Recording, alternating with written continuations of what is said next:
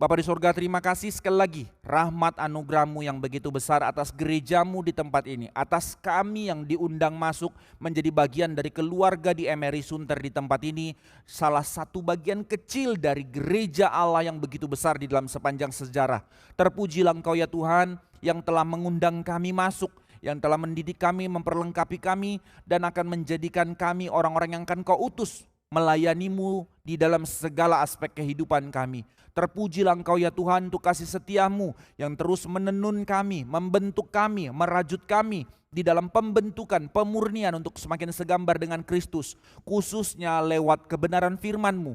Karena itu sekali lagi kami minta belas kasih Tuhan, persiapkan kami di dalam mendengar firman pada pagi hari ini.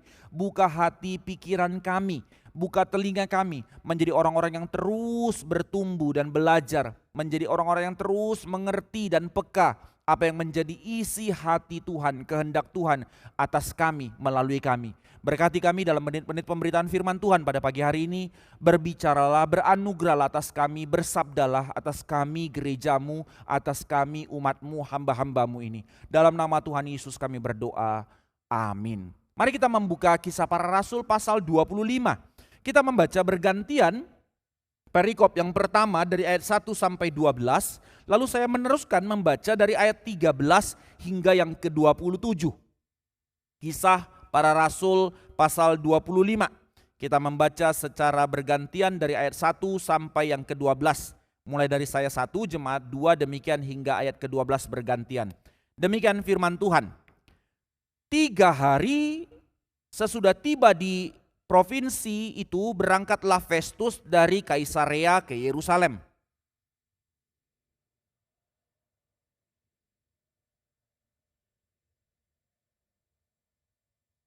Kepadanya mereka meminta suatu anugerah yang merugikan Paulus, yaitu untuk menyuruh Paulus datang ke Yerusalem sebab mereka sedang membuat rencana untuk membunuh dia di tengah jalan.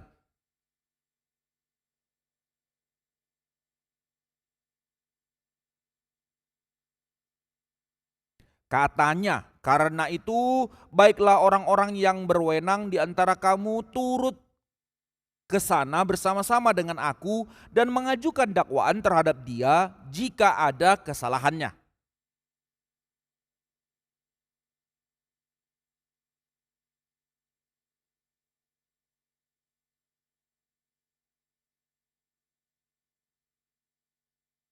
Sesudah Paulus tiba di situ, semua orang Yahudi yang datang dari Yerusalem berdiri mengelilinginya dan mereka mengemukakan banyak tuduhan berat terhadap dia yang tidak dapat mereka buktikan.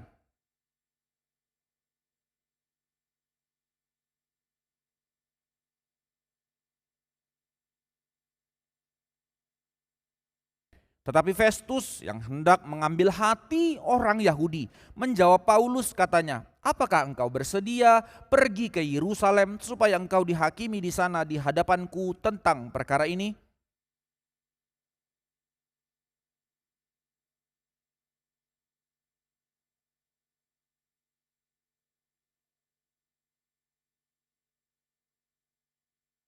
Jadi, jika aku benar-benar bersalah dan berbuat sesuatu kejahatan yang setimpal dengan hukuman mati, aku rela mati. Tetapi, jika apa yang mereka tuduhkan itu terhadap aku ternyata tidak benar, tidak ada seorang pun yang berhak menyerahkan aku sebagai satu anugerah kepada mereka. Aku naik banding kepada Kaisar.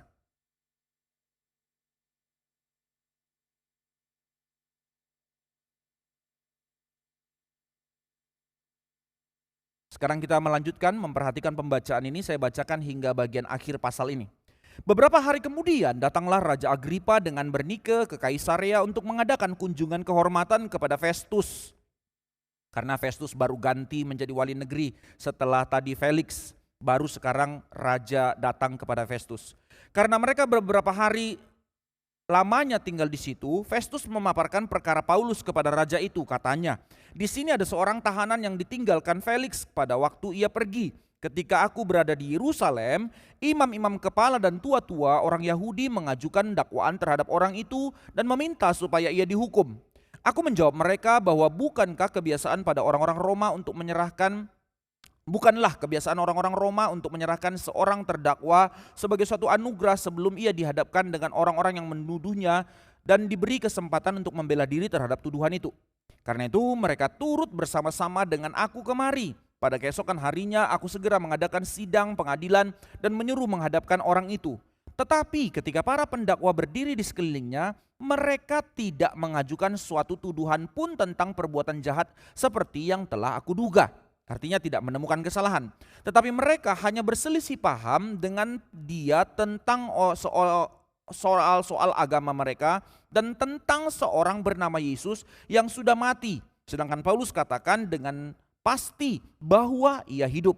Karena aku ragu-ragu bagaimana aku harus memeriksa perkara-perkara seperti ini, aku menanyakan apakah ia mau pergi ke Yerusalem supaya perkaranya dihakimi di situ. Tetapi Paulus naik banding. Ia meminta supaya ia tinggal dalam tahanan dan menunggu sampai perkaranya diputuskan oleh kaisar. Karena itu aku menyuruh menahan dia sampai aku dapat mengirim dia kepada kaisar. Kata Agripa kepada Festus, aku ingin mendengar orang itu sendiri. Jawab Festus, besok engkau akan mendengar dia. Pada keesokan harinya datanglah Agripa dan Bernike dengan segala kebesaran, dan sesudah mereka masuk ruang pengadilan bersama-sama dengan kepala-kepala pasukan dan orang-orang terkemuka dari kota itu, Festus memberi perintah supaya Paulus dihadapkan. Festus berkata, "Ya Raja Agripa serta semua orang yang hadir di sini bersama-sama dengan kami, lihatlah orang ini yang dituduh oleh semua orang Yahudi, baik yang di Yerusalem maupun yang di sini. Mereka telah datang kepadaku dan sambil berteriak-teriak mereka mengatakan bahwa ia tidak boleh hidup lebih lama. Tetapi ternyata kepadaku bahwa ia tidak berbuat sesuatu pun yang setimpal dengan hukuman mati, dan karena ia naik banding kepada kaisar, aku memutuskan untuk mengirim dia menghadap kaisar. Tetapi tidak ada apa-apa yang pasti yang harus kutulis kepada kaisar tentang dia. Itulah sebabnya aku menghadapkan dia di sini kepada kamu semua, terutama kepadamu Raja Agripa, supaya setelah diadakan pemeriksaan aku dapat menuliskan sesuatu, sebab pada hematku tidaklah wajar untuk mengirim seorang tahanan dengan tidak menyatakan tuduhan-tuduhan yang diajukan terhadap dia. Demikian pembacaan firman Tuhan, dan akan kita lanjutkan di dalam bulan depan bagaimana pembelaan Paulus di depan Agripa. Sekarang kita memperhatikan menarik di dalam sistem pemerintahan. Setiap kali pemimpin baru dilantik, termasuk kita barusan saja di tengah-tengah Indonesia presiden baru terpilih, begitu kan ya? Selalu ketika pemimpin baru terpilih, selalu ada harapan baru muncul di dalam masyarakat yang melihat pemimpin baru. Kita berharap mungkin dan berharap kali ini akan lebih baik dengan pemerintahan yang ada. Mungkin kali ini keadilan akan ditegakkan, penegakan hukum akan dijalankan. Mungkin kali ini keadaan akan berubah. Demikian pengharapan manusia ketika pemimpin baru datang. Dan ternyata bukan hanya kita saja yang berharap demikian, Alkitab juga mencatat model-model pengharapan seperti ini. Bahkan dari perjanjian lama. Sejak zaman perjanjian lama, umat Tuhan pun merindukan seorang raja yang sungguh-sungguh adil muncul untuk menjadi pengharapan bagi mereka. Mazmur-mazmur, ada muncul banyak mazmur-mazmur kerajaan, yaitu seruan ratapan umat Tuhan, seruan pengharapan yang menyuarakan. Dengan doa mereka berkata, kiranya raja membela orang miskin. Mazmur ada mencatat hal-hal yang demikian. Kiranya raja menegakkan kebenaran dan membawa damai bagi segenap negeri. Nah, ini doa-doa harapan ketika seorang pemimpin baru datang. Tetapi ironisnya sejarah selalu menunjukkan pola ini terus berulang di setiap negara-negara, di setiap tempat. Raja datang dan pergi bergantian. Harapan naik tetapi turun karena ketidaksetiaan manusia, para pemimpin yang tidak bertanggung jawab. Nah, ini realitanya. Maka demikian juga di dalam Kisah Para Rasul 25 yang barusan kita baca. Seorang gubernur baru datang menggantikan Felix.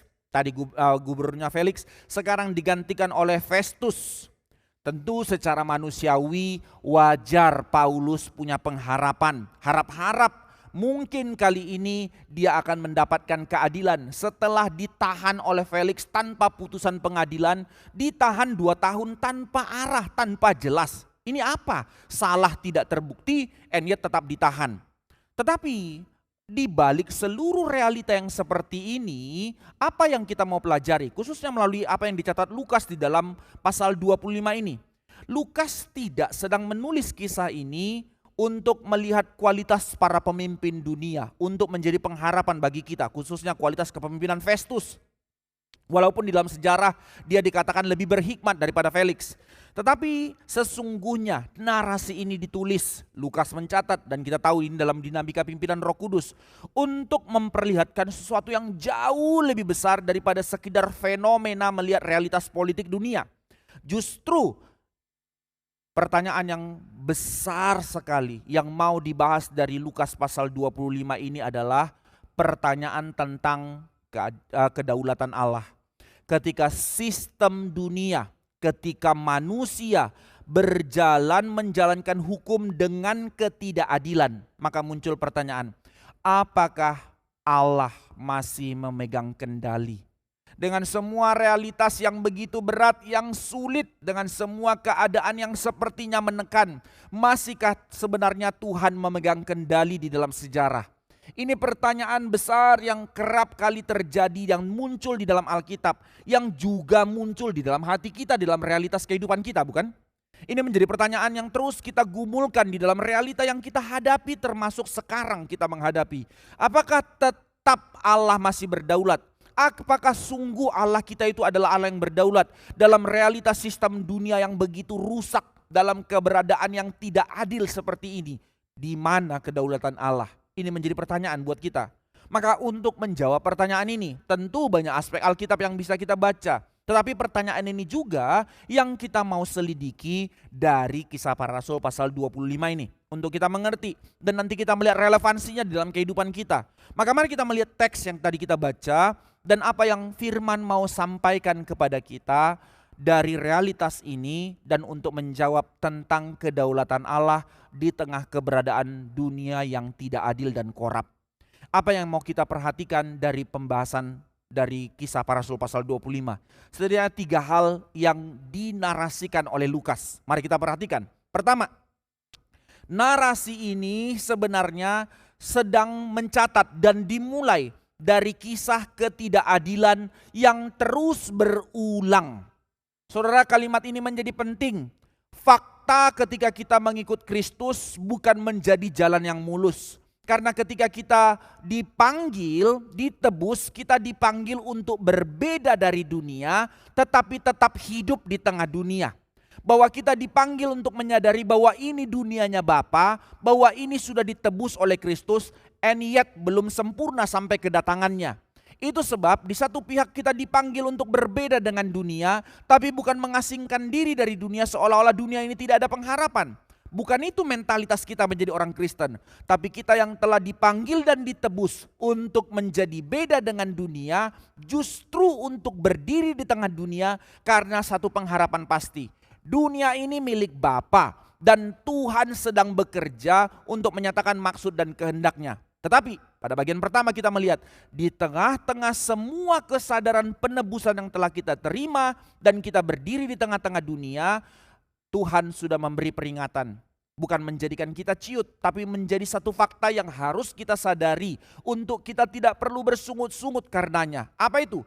Bahwa dunia akan terus hidup di dalam ketidakadilan yang berulang-berulang sampai Kristus datang. Lah kalau gitu gak ada harapan. Tunggu, mari kita perhatikan. Pertama, sekali lagi, dimulai dari narasi kisah ketidakadilan yang terus berulang. Setelah Paulus ditangkap dan dia tahu bahwa Roh Kudus yang pimpin dia ke Yerusalem. Lalu ditangkap dan di dalam pengadilan Felix dia dilakukan tidak adil. Dipenjara 2 tahun. Sekarang pemimpinnya ganti. Lalu Festus datang. Apakah yang terjadi? Tetap kembali kepada pengadilan yang tidak adil. Festus baru saja tiba di wilayah tugasnya sekarang sebagai gubernur yang baru. Ia tentu ingin segera mengenal para pemimpin Yahudi karena itu wilayah kekuasaannya dia. Dan membangun relasi politik yang baik. Jadi di dalam Kaisarea menjadi pusat pemerintahannya, Yerusalem tetap termasuk bagiannya. Ada 2 sistem pemerintahan. Pemerintahan Romawi yang berkuasa atas seluruh dunia pada saat itu, dan Yahudi sendiri punya sistem kerajaannya, ini Agripa yang memimpin, Di situ ada sistem pemerintahan, dua pemerintahan, tetapi tetap pemerintahan Yahudi harus tunduk kepada pemerintahan Romawi yang diwakili oleh gubernur yaitu Festus. Nah, maka sekarang Festus bertanggung jawab untuk mengontrol orang-orang Yahudi. Demikian konteksnya. Maka Festus setelah diangkat, dia pergi ke Yerusalem karena secara kekuasaan daerah Yahudi pusatnya di Yerusalem. Walaupun daerah kekuasaan Romawi pusatnya untuk pemerintahannya Festus di Kaisarea. Nangkap maksudnya ya? Nah, sekarang dia pergi ke Yerusalem memperkenalkan diri, dia gubernur baru dan seterusnya. Maka di sana para imam kepala waktu perkenalan mulailah mengajukan untuk mengangkat kembali kasusnya Paulus yang sudah 2 tahun terpending. Ini konteksnya. Maka hal ini terjadi setelah 2 tahun sejak Paulus ditahan dalam pemerintahannya Felix. Konteksnya adalah kenapa Felix tiba-tiba diganti? Karena memang Felix ini dipanggil oleh pengadilan Roma untuk dia diadili sebagai gubernur yang dicatat gubernur yang berlaku tidak adil. Nah, menarik Bapak Ibu sekalian, catatannya bukan hanya dari Alkitab. Kalau dipandang secara sejarah, ternyata catatan tentang Felix ini juga ada di dalam catatan manuskrip catatan orang Yahudi. Salah satu yang sering kali orang Yahudi dan bahkan orang Kristen pakai catatan sejarah yaitu sejarawan Yahudi bernama Josephus. Jadi banyak sekali catatan yang bisa diperbandingkan secara kronologi sejarah yang sama persis dengan Josephus. Dan termasuk dalam hal ini sejarawan Josephus, orang Yahudi, dia bukan orang Kristen, dia orang Yahudi tulen yang tidak percaya kepada kekristenan, mencatat kisah di mana Felix itu sebagai gubernur yang sangat keras, oportunis, lihat kesempatan, dan sering menggunakan kekerasan untuk menekan gangguan sosial politik. Jadi ada satu kali terjadi peperangan antara orang Yahudi dengan orang Yunani, maka Felix melakukan ketidakadilan kepada orang Yahudi. Maka itu sebab orang-orang Yahudi yang berpengaruh di kerajaan Roma menulis surat kepada Kaisar tentang ketidakadilan Felix. Makanya Felix dipanggil dan diadili, digantilah dia oleh Festus. Nah ini catatannya. Itu sebab ketika kita melihat dalam hal ini menjadi satu catatan buat kita, keluar sedikit dari tema kita, bahwa melalui catatan-catatan sejarah yang bukan ditulis oleh orang Kristen, justru di tengah-tengah mereka melawan kekristenan, tapi ada catatan sejarah yang dikomparkan dengan Alkitab, menunjukkan apa saudara-saudara sekalian? Bahwa Alkitab ini bukan dongeng. Semua catatan di sini bukan satu mimpi omong kosong atau karangan manusia, karena fakta catatan sejarah sejalan dengan apa yang ditulis oleh Alkitab. Itu sebab kita boleh melihat makin mengkonfirmasi Alkitab itu kebenaran dari Allah. Terpujilah Tuhan untuk hal ini. Maka kembali ke dalam ceritanya. Setelah Felix digantikan oleh Festus yang dikenal lebih moderat dan lebih energik untuk menjalankan tugasnya, disinilah orang Yahudi kembali mengajukan tuntutan. Kebencian para imam dan orang-orang Yahudi yang tidak berkurang sedikit pun. Loh sudah 2 tahun loh. Sepertinya Paulus malfunction kok. Tidak mempengaruhi lagi orang Yahudi. Tidak datang lagi ke bait Allah. Tetap hati mereka tidak berubah. Bahkan mereka kembali bukan hanya untuk mengajukan pengadilan. Mereka bersiasat supaya Festus bawa Paulus ke Yerusalem. Sehingga nanti di tengah-tengah perjalanan mereka mensiasati untuk membunuh Paulus. Sebegitu dendamnya mereka. 2 tahun tidak memadamkan hati mereka dari kebencian. Tidak melunakkan mereka dari kegeraman hati mereka. Dan tidak mengubah motivasi mereka tentang kebencian di dalam hidup mereka. Saudara, inilah realitas manusia berdosa. Mari sejenak kita memikirkan hal ini. Ketidakadilan saudara-saudara sekalian, sering kali terjadi di tengah-tengah dunia ini. Bukan karena reaksi spontan. Tetapi karena kebencian yang terus terpelihara di dalam hati. 2 poin yang kita mau renungkan dari kalimat ini. Artinya apa? Pertama, hati-hati jangan menjadi orang-orang yang menyimpan kebencian di dalam hatimu. Hati-hati, sebab bukan hanya dunia, kita pun bisa tergelincir untuk melakukan ketidakadilan kepada orang lain karena menyimpan kebencian dalam hati kita. Tetapi sekaligus melalui hal ini Alkitab mengajarkan realitas inilah yang dihidupi oleh dunia dalam kebencian mereka terhadap kita, maka ada satu pergumulan atau konsekuensi yang kita terima ketika kita menjadi orang benar. Maka seringkali ketidakadilan itu akan terjadi kepada kita karena hati mereka penuh dengan kebencian. Itu fakta, tapi jangan balik. Janganlah kita menjadi orang Kristen yang hidup dengan cara yang demikian, memalukan, di dalam kebencian yang terus kita simpan, akhirnya menjadi ketidakadilan yang kita jalankan. Kembali dalam narasi ini, maka Festus pada awalnya menunjukkan sikap yang cukup tegas. Ia menolak permintaan agar Paulus dipindahkan ke Yerusalem. Ia meminta para penuduh datang ke Kaisarea untuk menjalankan pengadilan. Secara resmi, secara prosedural sudah benar yang dijalankan oleh Festus. Tetapi lihat para pemimpin dunia. Ketika sidang sudah dimulai, tuduhan-tuduhan berat dilontarkan kepada Paulus, tetapi tidak ada bukti yang jelas. Mereka tidak bisa membuktikan. Memang Lukas tidak catat secara rinci, tapi langsung disimpulkan oleh Lukas, mereka tidak dapat membuktikan. Tetapi sebaliknya, Paulus memberi pembelaan dirinya, dia tahu, dia dituduh, maka dia memberikan pembelaan. Dia tidak melanggar hukum Yahudi, dia dikatakan mencemari bait Allah, bahkan dituduhkan untuk menantang kaisar sebagai pemberontak. Maka menjadi realitas yang begitu mengerikan dalam kehidupan Paulus setelah 2 tahun menanti, sekarang tuduhan itu muncul lagi. Mari kita lihat situasi yang sama pembacaan terhadap hidup kita sekarang. Mungkin di antara kita ada orang-orang yang mengalami seperti ini. Mungkin tidak seperti itu dramatisnya, tapi realitas itu juga terjadi dalam kehidupan kita. Berapa banyak dari kita di dalam menjalani hidup fitnah berulang-ulang tidak selesai. Entah dari siapapun itu, tapi realitas itu terjadi dalam kehidupan kita. Tuduhan yang dilebih-lebihkan di dalam konflik. Kesalahan yang dibesar-besarkan tentang perbuatan kita. Dan dalam kelemahan hati kita, akhirnya kita mulai ciut, mulai gentar, mulai luka, mulai penat. Dan disitulah kita mulai mempertanyakan, Tuhan kenapa seperti ini? Why Tuhan, why? Atau dalam lelahnya kita terus tekanan seperti ini, kita mulai tanya, sampai kapan ini Tuhan, sampai kapan? Dan memang itu realita kepedihan kita di tengah ketidakadilan dunia. Tetapi perhatikan jemaat sekalian, perhatikan satu hal yang penting yang Lukas mau catat bagi kita. Melalui kisah Paulus, 2 tahun penundaan bukan berarti Allah lupa. Tidak, saudara-saudara sekalian. 2 tahun penjara bukan berarti misi Allah itu gagal dengan kondisi yang sepertinya tidak ada jawaban dan tidak ada pengharapan. Dari sudut pandang manusia, realitas penderitaan dan kesusahan seperti Paulus alami, pasti itu menjadi suatu hal yang tidak enak. Paulus sedang terhenti, Paulus sedang kalah, Paulus malfunction dari kacamata dunia. Tetapi dari sudut pandang Allah, justru realita yang sepertinya lumpuh ini, justru di situ rencana Allah sedang berjalan. Bukan akan berjalan, sedang berjalan dan sedang digenapi. Sulit memang untuk mengerti hal ini. Di saat-saat di mana kita tertahan, di saat di mana kita tidak bisa berjalan, sepertinya buntu. Tetapi kalau kita mengerti bahwa seluruh kehidupan kita adalah hidup yang telah ditebus oleh Allah, maka di situ rencana Allah sedang berjalan di dalam kita dan melalui kita. Rencana Allah sedang berjalan dalam tekanan membentuk kita. Rencana Allah sedang berjalan untuk menyatakan kemuliaannya melalui kita. Meski sekali lagi jalannya sepertinya jalan yang buntu.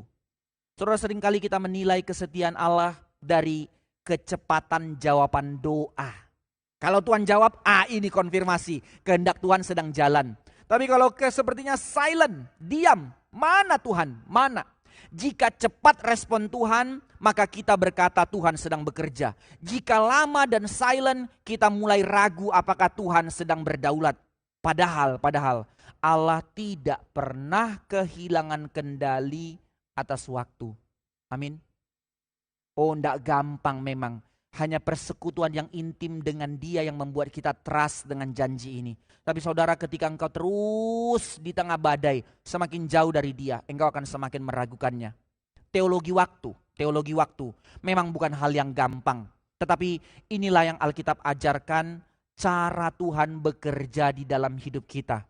Karena itu bukan dituntut kemampuan kesetiaan kita, tapi satu kerinduan yang diundang Tuhan untuk konsisten terus datang kepada Dia. Biarkan Tuhan bekerja di dalam waktunya, di dalam maksudnya atas hidup kita dan melalui hidup kita. Kedua, apa yang diajarkan firman Tuhan pada hari ini? Bahwa pertama dikatakan narasi itu menunjukkan ketidakadilan yang terus berulang. Tetapi seolah-olah muncul pengharapan. Ada aspek yang kedua yang Alkitab juga tunjukkan tentang dunia. Bahwa dunia juga mempertontonkan keadilan yang setengah hati.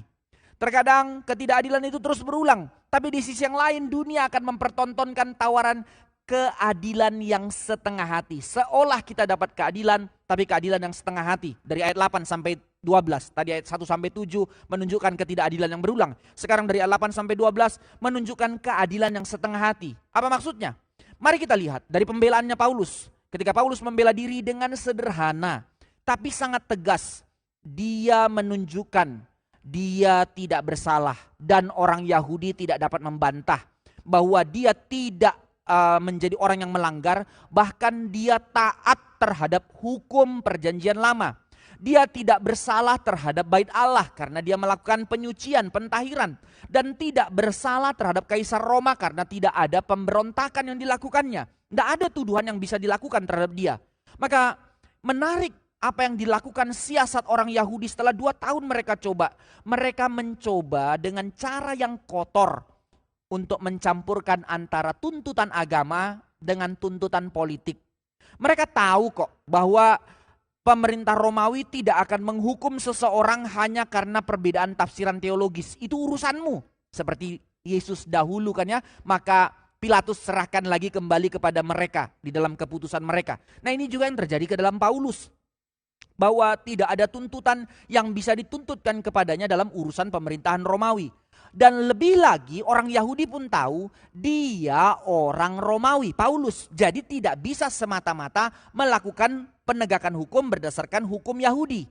Karena kalau ada orang Romawi yang ditindas tanpa pengadilan kekaisaran, maka si gubernurnya yang akan dituntut. Demikian konteksnya. Maka tuduhan agama diberi muatan politik supaya Paulus bisa dimatikan. Festus sebenarnya tahu Paulus tidak bersalah. Ditunjukkan di situ dia tidak menemukan. Tetapi ayat 9 mengatakan bahwa dia tidak memperjuangkan kebenaran. Karena dia pemimpin baru tentu cari aman. Supaya jangan orang Yahudi berontak dari dia. Maka dia berusaha untuk mengambil hati orang Yahudi. Dicatat demikian di dalam ayat 9. Disinilah kita boleh melihat titik kompromi mulai terlihat. Keadilan yang setengah hati. Ini wajah ketidakadilan yang lebih halus yang dipertontonkan dunia sampai pada zaman ini. Bukan dengan kebencian terbuka, tetapi kompromi demi popularitas, mencari aman dia. Bukan kebrutalan yang dilakukannya terhadap Paulus, tetapi kelemahan karakter yang sepertinya anggun, tapi justru menunjukkan dia menjadi orang yang bermasalah sebagai pemimpin. Festus menawarkan agar Paulus diadili di Yerusalem. Tawaran apa ini? Jelas tidak ketemu salahnya, lalu tawarkan adili di Yerusalem dengan alasan ini kan pengadilan agama. Begitu kan ya? Maka secara teknis ia masih menjadi hakim karena dia bilang, aku tetap ikut kok ke Yerusalem. Tetapi ini cara dia cuci tangan. Tetapi disitulah bijaksana yang diberikan Tuhan kepada Paulus. Paulus tahu itu berarti membuka peluang besar bagi kematiannya. Sedangkan dia tahu dalam dinamika pimpinan Roh Kudus bahwa dia harus pergi ke Roma, ke pusat dunia, pemerintahan dunia pada saat itu. Maka Paulus mengambil keputusan untuk menentukan arah sejarah. Saudara, somehow ini keputusan pribadi, tapi keputusan itu menentukan arah sejarah melalui catatan ini bagaimana firman Tuhan akhirnya menjadi pengaruh besar bagi dunia. Maka itu sebab Paulus bilang, aku naik banding kepada Kaisar. Saudara, apa yang kita perhatikan di sini? Ini bukan banding seperti sistem modern setelah putusan dilakukan, maka naik banding sampai MK, begitu kan ya? Bukan. Ini belum vonis diberikan, tetapi sebagai seorang berkewarganegaraan Romawi, dia berhak untuk meminta perkaranya diadili di pengadilan tertinggi kekaisaran. So what Pak? Kenapa Pak Harley harus jelaskan tentang hal itu? Sekarang mari kita melihat. Inilah bicara tentang di tengah ketidakadilan manusia, kedaulatan Allah dan tanggung jawab manusia sedang dipertontonkan. Menjadi pelajaran buat kita. Mari kita perhatikan. Apa yang Alkitab ajari dari kisah ini? Perhatikan saudara-saudara sekalian, di sini justru Alkitab sedang menunjukkan keseimbangan yang indah antara kedaulatan Allah yang kita belajari sebagai orang Kristen dan tanggung jawab manusia yang diwakili oleh Paulus.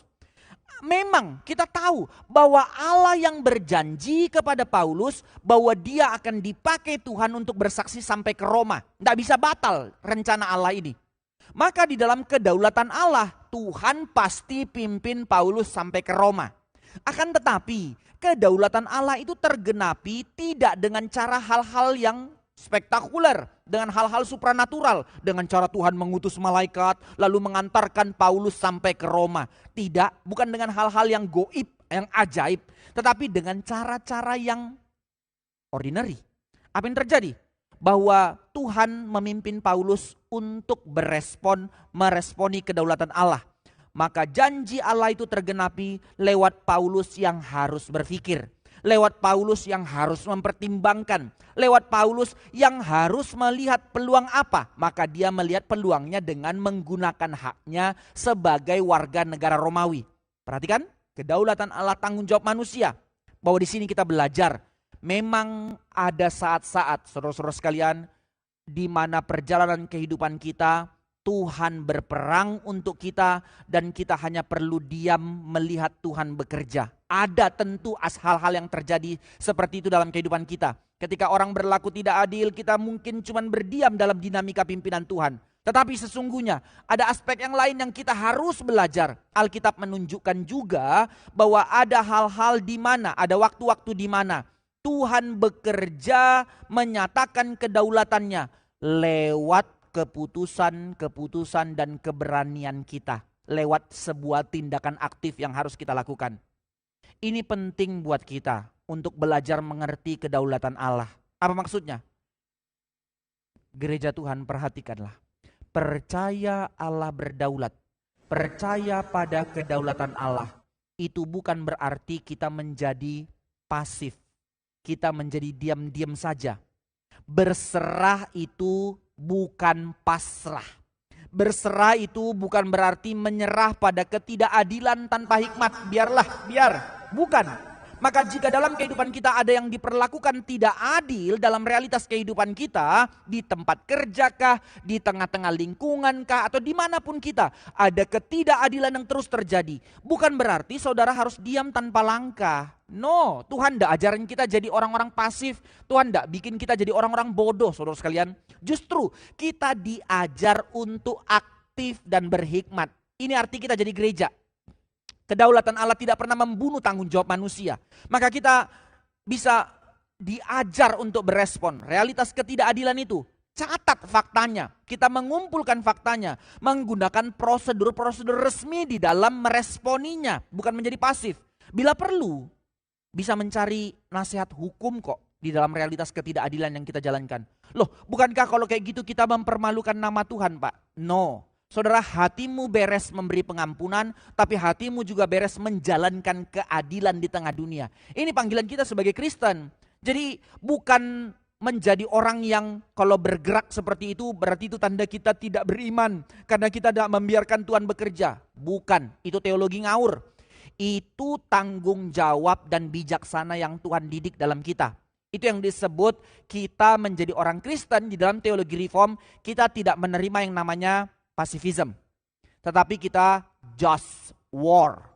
Sama misalnya di tengah-tengah bangsa, kita menjadi penduduk Indonesia, kita menjadi bagian dari negara ini, kita dipercayakan Tuhan untuk menjadi saksi Tuhan di tengah negara ini. Let's say lah, seperti perang sekarang, terjadi satu kemelut, bangsa lain datang menyerang Indonesia. Lalu kita akan bilang apa? Dalam kedaulatan Allah kita diam saja, biar Tuhan yang bekerja. Enggak, kita tidak terima konsep itu. Kita menerima konsep just war. Jadi kita angkat senjata. Maka itu sebab kalau membaca kepada hukum Taurat, jangan membunuh bukan dalam pengertian segala sesuatu tidak boleh. Tetapi di dalam pengadilan Tuhan, dalam keadilan kita menjalankan, maka kita boleh melakukan hal itu. Tetapi bukan dengan hati yang tentu pengen semangat untuk membunuh ya, tapi untuk menegakkan keadilan. Nangkap maksudnya ya? Nah itu bedanya orang Kristen bukan menjadi pasifisme, tapi menjadi orang yang aktif, tentu di dalam pagar kebenaran, bukan aktif menjadi orang yang brutal. Ini prinsip kedaulatan Allah dan tanggung jawab manusia. Maka kedaulatan Allah tidak meniadakan tindakan dan tanggung jawab kita. Justru seringkali Allah menggenapi rencananya melalui langkah-langkah kita yang bertanggung jawab. Ini iman Kristen. Jadi bukan menjadi bodoh. Mari kita terus belajar dan bertumbuh. Ketiga, apa yang diajarkan firman Tuhan pada hari ini? Maka di tengah-tengah ketidakadilan atau keadilan yang setengah-setengah hati atau apapun yang dilakukan dunia, pada akhirnya Alkitab mengundang kita untuk melihat bahwa di balik semua fenomena, entah itu hal-hal yang menyakitkan, ketidakadilan, atau apapun yang terjadi dalam kehidupan kita, fenomenanya tidak enak, fenomenanya realitasnya rusak. Tapi Alkitab mau katakan, di balik segala fenomena dalam kehidupan kita, kedaulatan Allah justru dengan diam-diam sedang mengatur segala sesuatu. Oh saudara, tentu ini bukan pengharapan palsu, bukan PHP. Walaupun memang sulit untuk ngerti, tapi peganglah janji Tuhan. Karena firman ini diberikan menjadi peneguhan hati kita.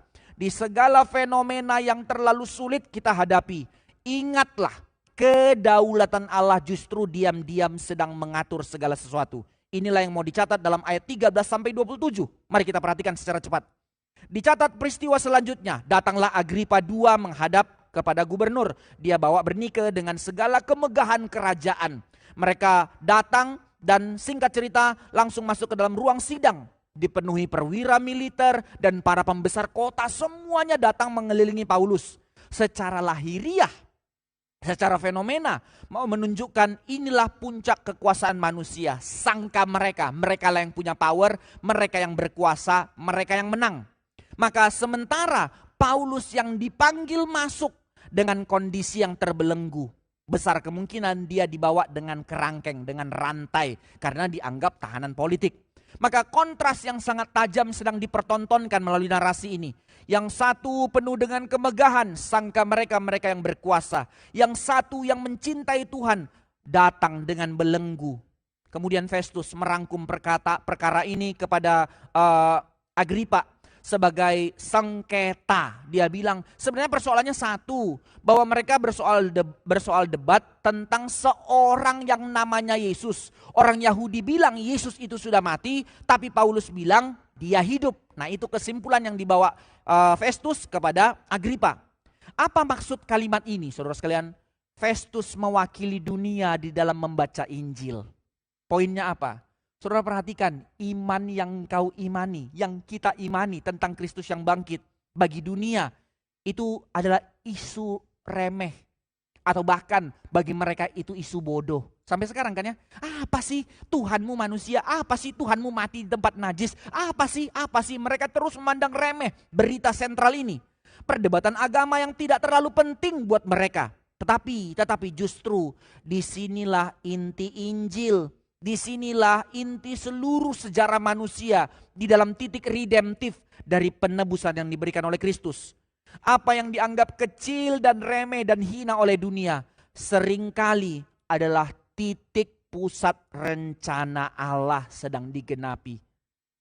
Bersukacitalah saudara sekalian, di dalam penghinaan yang kau terima oleh Kristus yang kau imani, justru di situ Tuhan sedang bekerja. Ingat kembali peristiwa salib. Secara fenomena pada waktu Yesus disalibkan, hari itu yang terlihat hanyalah kegagalan seorang guru Yahudi yang sedang kalah, lalu murid tercerai-berai, lalu pemimpin agama merasa menang dan telah mengalahkan Yesus dengan disalibkan, pemerintahan Romawi mengeksekusi kematian Kristus. Tetapi di tengah segala fenomena yang kalah itu, apa yang sedang terjadi? Di situ kan kemenangan kerajaan Allah dinyatakan. Disitulah, di dalam kayu salib itulah Allah sedang menebus kita dari dosa. Fenomena dengan karya Allah totally beda. Persoalannya, kita mau lihat dengan kacamata apa?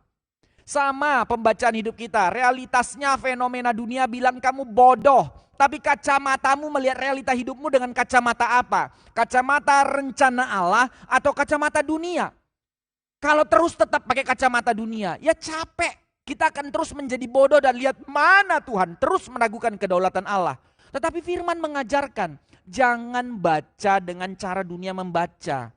Saudara, Demikian dalam kisah pasal Rasul 25 ini. Yang terlihat hanyalah perkara hukum di provinsi kecil. Satu peristiwa tentang Paulus yang tidak masuk hitungan. Tetapi sebenarnya Allah sedang menggenapi rencananya. Melalui peristiwa remeh ini harus dicatat, justru menunjukkan kedaulatan Allah sedang bekerja. Apa itu? Bahwa Injil harus sampai ke pusat pemerintahan dunia.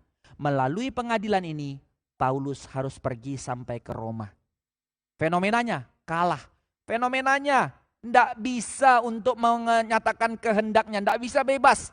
Tapi melalui ketidakbebasannya, Allah secara bebas menggenapi kehendaknya. Itu cara Tuhan bekerja dalam hidup kita. Apa yang kita pelajari hari ini? Maka saudara-saudara, bukan. Jangan ukur kebenaranmu dari popularitasmu di tengah-tengah dunia. Bukan. Sebab bukan itu tolak ukur yang Tuhan mau berikan kepada kita sebagai penilaian di hadapannya. Maka mari kita berdiam sejenak hari ini. Melalui narasi ini kita belajar apa? Apa yang Tuhan mau didik untuk kita hidupi? Setidaknya 3 hal yang kita mau renungkan sebagai penutup di dalam khotbah hari ini. 3 hal yang Tuhan mau ajak kita belajar melalui pembacaan kisah Paulus pada hari ini. Pertama, mari jawab saudara dalam hatimu, dalam cara hidupmu sebagai orang yang telah ditebus oleh Kristus. Jawab dalam hatimu dengan jujur. Apakah selama ini engkau menilai Allah, menilai kedaulatan Allah, menilai Allah sedang bekerja dalam hidupmu hanya dari keadaan? Jawab jujur. Apakah selama ini engkau menilai Allah dalam hidupmu, dia bekerja atau tidak hanya dari fenomena, dari keadaan? Mungkin kita merasa seperti Paulus. Dalam kehidupan kita, langkah kita terhenti, hidup kita tertahan, mandek, tidak bebas untuk bergerak. Pelayanan terasa susah, karir terasa tertutup, tidak bisa berkembang, usaha menjadi terus bergumul. Dan doa terasa terlalu lama dijawab oleh Tuhan. 2 tahun saudara, bahkan sebelumnya berapa kali dia didera, bertahun-tahun dari pembacaan kita sebelumnya. 24 tahun konsistensi pelayanan. Tapi terlalu banyak tempat di mana sepertinya Tuhan silent. Demikian dengan hidup kita. Hidup jalan di tempat rasanya. Seperti tidak ada pengharapan dan jalan keluar di dalam segala air mata yang kita alami. Tapi mari belajar melihat. Alkitab bilang apa? Ingatlah bahwa proses pembentukan Tuhan seperti benih yang ditanam di dalam tanah. Saudara, waktu lempar benih ke tanah, apa yang saudara lihat? Nothing. Karena dia tertimbun kan ya? Nothing. Maka anak saya Benedict, dari dulu itu kayaknya SD kelas berapa kita belajar biologi. Sekarang TK sudah melakukan. Bahkan anak saya yang paling kecil masih KB kelas bermain. Sudah tanam kecambah. Apa itu namanya? Kacang hijau itu. Tapi mereka nggak bikin di kapas. Mereka bikinnya di tanah. Ada yang berhasil, ada yang tidak berhasil jadi jamur. Nah, waktu mereka tanam, every 5 second. Udah belum? Udah belum? Ya gimana 5 detik itu kecambah muncul. Plung gitu kan ya. Nggak lihat kan ya.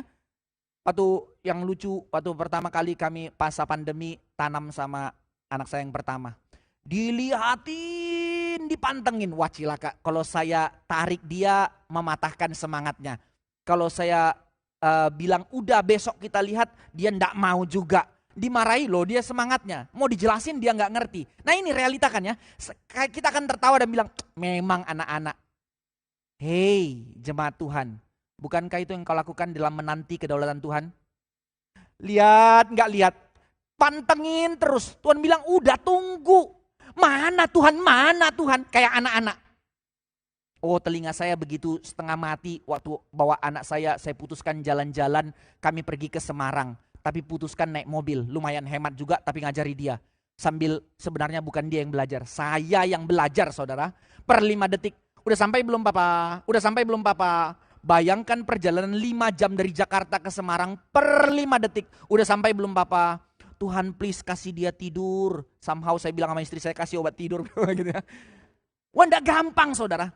Bayangkan, maafkan pakai kalimatnya juga. Telinga Tuhan. Tuhan mana? Tuhan mana? Somehow lucu anak-anak. Tapi kalau kita terus kayak gitu kesel kan ya. Udah diem. Kalau enggak pulang gitu kan ya. Mulai marah. Kalau Tuhan pakai cara yang sama. Kita hanya terus melihat Tuhan berdaulat dari fenomena. Mana Tuhan? Mana Tuhan? Saya tidak larang kita bergumul. Tapi bagaimana hati kita meresepsi dia? Bagaimana kita meresponi dia? Benarkah kita percaya akan kedaulatannya? Jika iya, mengapa kita tidak berani berdiam? Saudara, tentu saya tidak mengatakan masalahmu masalahmu enggak susah. Tentu susah. Tetapi how we react kepada Tuhan? Ini pertanyaannya.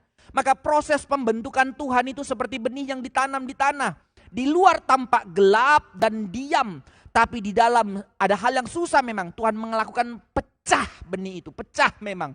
Tapi di dalam dia berakar dan berakar. Barulah tunas itu keluar.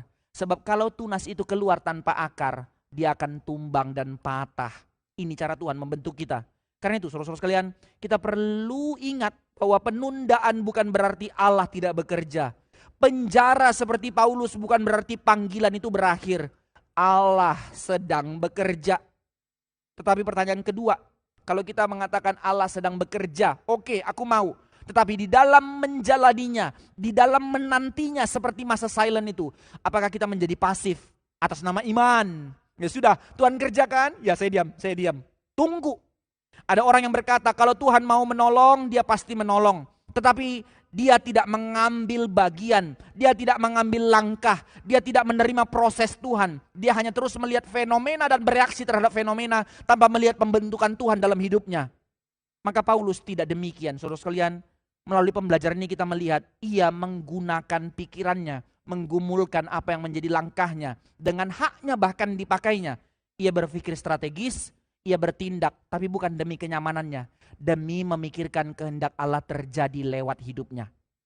Iman itu bukan fatalisme. Iman yang sejati adalah keberanian untuk bertindak dalam batas kebenaran, dalam terang firman. Ini yang Tuhan mau untuk kita kerjakan dalam kehidupan kita sebagai gereja. Dan yang ketiga, pertanyaan renungan terakhir buat kita. Siapa sebenarnya yang terbelenggu di tengah-tengah dunia ini? Saudara jawab, siapa sebenarnya yang terbelenggu? Kalau engkau mengatakan engkau beriman tapi engkau tetap terus merasa terbelenggu, question mark. Di ruang sidang itu secara fisik Paulus yang terbelenggu, tetapi secara rohani justru Alkitab menunjukkan dia yang bebas. Maka ini cara hidup kita. Ia tidak kehilangan posisinya. Dia punya standpoint yang jelas di dalam Tuhan. Dia tidak takut kehilangan popularitasnya. Dia tidak terlibat untuk menjadi kompromi demi kenyamanannya. Karena dia tahu arti hidup di dalam Tuhan. Karena dia tahu rencana Tuhan di dalam langkah hidupnya. Sebaliknya, mari kita lihat para penguasa yang kelihatan bebas itu. Dan menikmati hidup mereka sepertinya bebas di dalam dosa yang mereka nikmati. Tetapi sesungguhnya mereka yang terikat. Terikat oleh apa? Seperti fenomena bebas. Tapi mereka terikat dengan kepentingan politik. Dan dihantui rasa takut, stabilitas mereka, jabatan mereka dan seterusnya. Bebas, and yet hati mereka terikat. Maka pertanyaan bagi kita, apakah kita sudah sungguh-sungguh bebas saudara di dalam Kristus? Apakah engkau menyadari kebebasan yang telah diberikan Kristus bagimu? Atau jangan-jangan engkau berkata engkau percaya kepada Kristus, tapi engkau terus diikat oleh rupa-rupa tantangan dunia. Sebagian dari kita menjadi orang-orang yang dihantui oleh keinginan untuk menyenangkan semua orang. Itu tidak bebas. Sebagian dari kita ketakutan kehilangan jabatan sehingga kita mengkompromikan diri demi jabatan. Sebagian dari kita mengkompromikan diri dengan segala macam dosa demi kenyamanan atau harga diri kita. Betapa bodohnya kita untuk mengikuti jalan dunia. Jika kita melihat seluruh pasal ini sekarang, kita menemukan satu benang merah yang begitu jelas. Secara fenomena manusia berusaha memanipulasi keadaan. Dunia berusaha memanipulasi dengan segala kejahatan. Termasuk di tengah bangsa kita. Segala politik mereka berpikir mereka sedang menjadi penguasa. Akan tetapi Allah tetap yang mengarahkan sejarah. Festus mencoba menyeimbangkan politik. Agripa datang dengan segala kemegahannya. Para imam tetap dengan kebenciannya. Sepertinya mereka yang sedang menguasai keadaan. Akan tetapi Paulus tetap setia di dalam dinamika pimpinan Tuhan. Meski tidak kelihatan pengharapan. Tapi di atas semuanya itu apa yang menjadi kekuatannya? Karena dia melihat Allah tetap memerintah dan dalam pengadilan sejarah, dalam pengendalian sejarah, Tuhan yang bertahta. Tidak ada keputusan yang keluar dari kendalinya Tuhan. Tidak ada. Tidak ada penundaan yang sia-sia walaupun sepertinya susah. Tidak ada ketidakadilan yang membatalkan rencana Allah. Tidak bisa.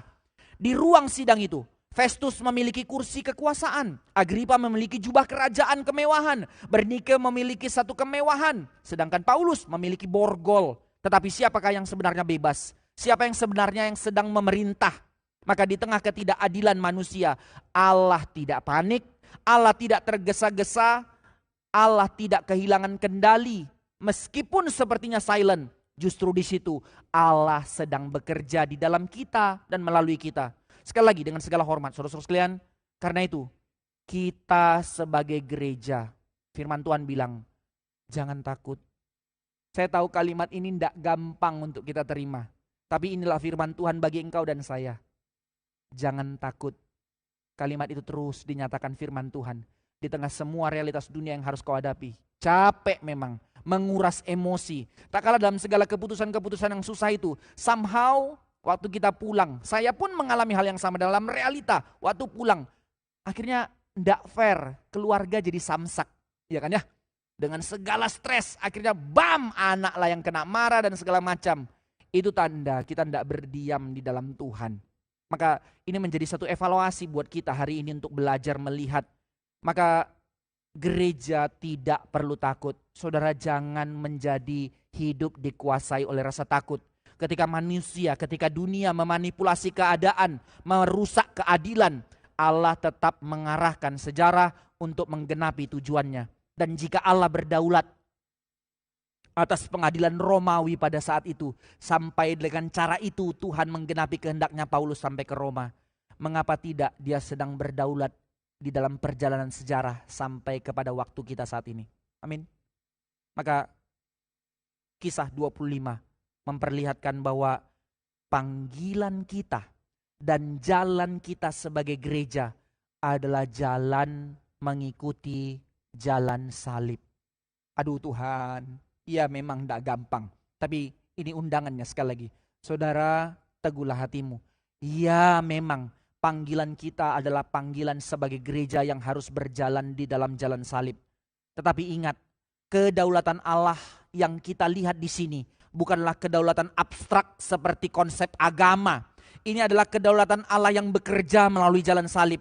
Kita ingat kembali, di salib ketidakadilan terbesar oleh dunia sedang dijalankan dalam sejarah.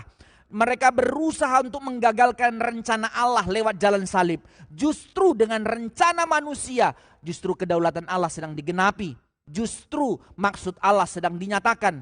Dari ketidakadilan, justru lahir jalan keselamatan. Dari ruang sidang yang bengkok, lahir jalan penebusan. Karena itu ketika kita berkata, Allah berdaulat di tengah ketidakadilan, peganglah ini jadi jalan iman kita. Kita tidak sedang mengucapkan prinsip umum agama, berdaulat. Tetapi kita melihat, kita sedang berbicara tentang Allah yang berdaulat adalah Allah yang pernah masuk ke dalam sejarah. Allah kita yang berdaulat adalah Allah yang pernah masuk ke dalam ketidakadilan itu sendiri. Tetapi menggenapi kehendaknya lewat cara yang tidak masuk akal menurut fenomena dunia. Allah kita tidak hanya mengatur penderitaan dari jauh, dari sorga dia atur-atur tanpa mau ikut terlibat. No, dia ikut menanggungnya.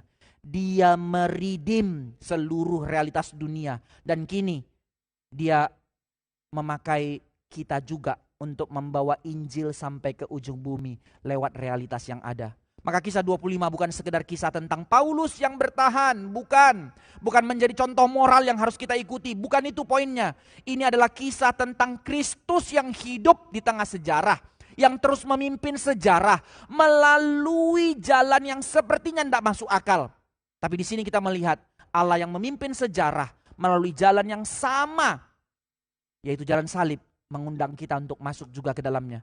Saudara perhatikanlah, mungkin hari ini kita tidak berdiri di hadapan pengadilan Festus, tetapi kita mungkin berdiri di hadapan situasi yang tidak adil, situasi yang pelik, keputusan-keputusan yang berat sebelah, air mata yang tak kunjung habis, atau tekanan yang tidak masuk akal yang terus menekan. Tetapi apa yang Tuhan mau ajarkan kepada kita? Tidak ada ruang sidang, tidak ada realitas yang berada di luar kedaulatan Allah. Amin. Salib Kristus mengingatkan kita, tidak ada ketidakadilan yang sia-sia di tangannya. Sekalipun kita harus menanggungnya, pandanglah Allah yang sedang menggenapi rencananya. Jika Allah sanggup memakai ketidakadilan terhadap anaknya di atas kayu salib untuk menyelamatkan dunia, maka sekarang kita pun berpengharapan dan kita percaya Allah yang sama yang sedang memakai setiap keadaan dalam kehidupan kita untuk kemuliaannya. Roma 8 ayat 28 itu menjadi ya dan amin. Bahwa dia mendatangkan perkara-perkara itu semua untuk mendatangkan kebaikan bagi setiap kita yang mengasihi dia. Maka karena Kristus hidup, sejarah tidak berjalan secara liar. Tetapi Kristus hidup meridim seluruh sejarah di dalam maksudnya Allah. Penderitaan tidak ada yang sia-sia. Sebab Allah berdaulat atasnya. Dan kedaulatan Allah itu bukan ancaman, saudara, bukan ancaman. Allah berdaulat, jadi bagaimana ini tidak bisa ngapa-ngapain? No, justru ini penghiburan. Sebab kedaulatan Allah bekerja meski lewat jalan salib, tapi dia telah menyediakan jalan keselamatan bagi kita. Pengharapan dan rencana kekalnya sedang dinyatakan di dalam kita. Karena itu, gereja Tuhan, jemaat Tuhan, berdirilah teguh dalam menjalankan panggilan Tuhan dalam hidupmu. Karena dia telah menetapkan jalanmu dan menyatakan kemuliaannya lewat hidupmu. Mari kita berdoa. Oh Tuhan, berbelas kasih atas kami. Kami begitu lemah. Oh Tuhan, teguhkan kami dalam segala badai kehidupan yang Tuhan izinkan terjadi. Oh Tuhan, mampukan kami berdiri tegak di tengah tantangan dunia yang terus manipulatif. Di tengah-tengah segala cara dunia yang begitu kotor yang mengajak kami untuk berkompromi. Tak kala begitu banyak kekhawatiran kami, jabatan kami, hari depan kami, ekonomi kami, air mata dalam segala pergumulan kami, begitu banyak yang menjadi ketakutan kami. Tapi Tuhan, ajar kami berpegang kepada firman-Mu. Tuhan, ajar kami mengingat panggilan kami yang daripadamu, bahwa seluruh kehidupan kami adalah kehidupan yang Tuhan mau nyatakan untuk menjadi kesaksian yang hidup, menjadi alat kemuliaan-Mu di tengah dunia ini. Jadikan kami gereja yang bertindak bukan pasif, tetapi bukan bertindak berdasarkan ego dan kepentingan kami, tapi untuk memikirkan kedaulatan Allah dinyatakan di dalam kami, lewat kami. Kemuliaan Allah dinyatakan lewat kehidupan kami sebagai gereja-Mu. Tuhan, topang kami sebab kami begitu lemah. Tuhan, beri kami hati yang mau terus belajar. Terangi kami dengan firman-Mu, sehingga seluruh langkah hidup kami sungguh menggenapi kehendak-Mu. Terpujilah Engkau ya Allah kami yang hidup, dengar seru doa kami. Pimpin langkah kami, permuliakan nama-Mu dalam hidup kami sampai seumur hidup kami. Dalam nama Tuhan Yesus kami berdoa. Amin.